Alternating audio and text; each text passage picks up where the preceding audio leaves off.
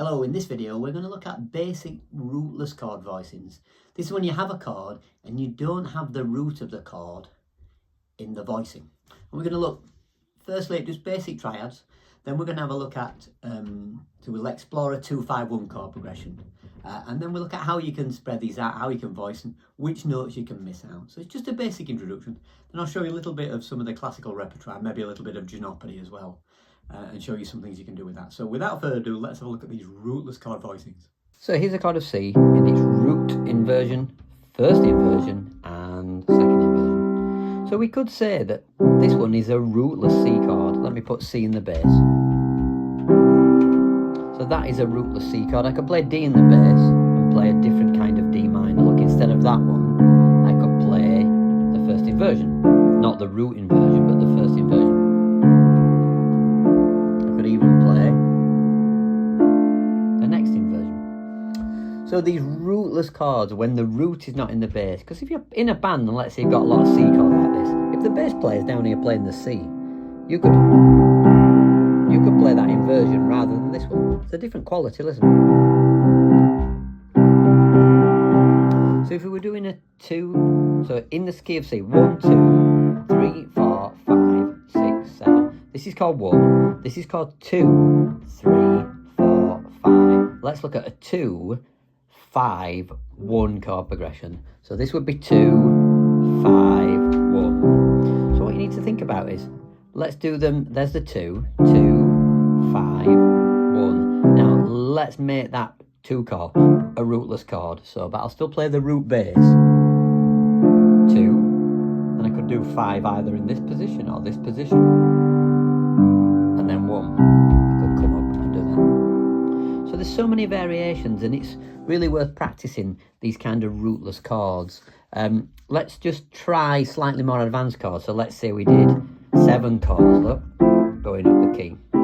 Obviously now, because we have 4 notes in a chord, we have 4 possible positions that can be played. So this chord is lovely like this. So this is a rootless chord voicing for C major 7. Here's another one. Here's another. So consequently, of course, D minor 7 can have all these different kind of inversions. Like. So look, here's the 5 chord, which is the G7. That can, if I just work backwards, can have all these different kind of inversions. So often jazz musicians will play a 2-5-1 chord progression, maybe something like this: 2, 5, 1. Now these are simple 7 chords. I aren't doing some of the more advanced jazz chords. These are just the basic chords here. So 2, let's do a different 2. Let's do it there. 2, 5, 1. And of course, if you were playing with a bass player, they would play that D for us. And there's the 5, which we might do there maybe. Then we could do the 1 there, the bass.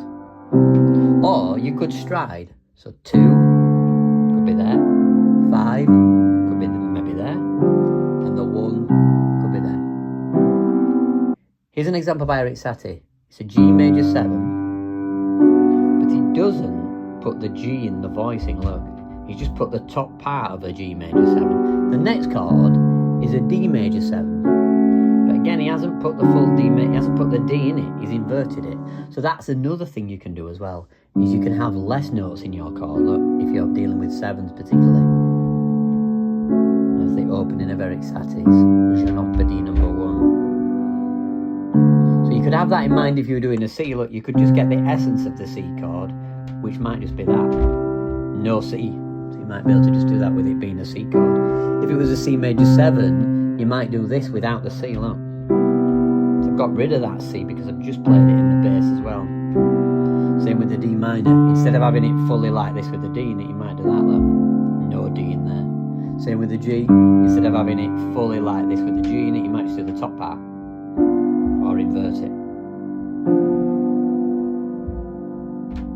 So there you go, just scratch the surface on some things you can try without. So many musicians do put the root in a lot when it might not be necessary, particularly when you're playing in a band with a bass player or you're working with a backing track.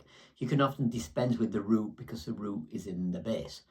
And if you're playing what traditionally called stride piano, where you're moving bass chord like this with some of the amazing like Fats Waller and Art Tatum could do, then getting used to playing bass rootless chord is really super fun. Subscribe for more videos like this, and bye for now.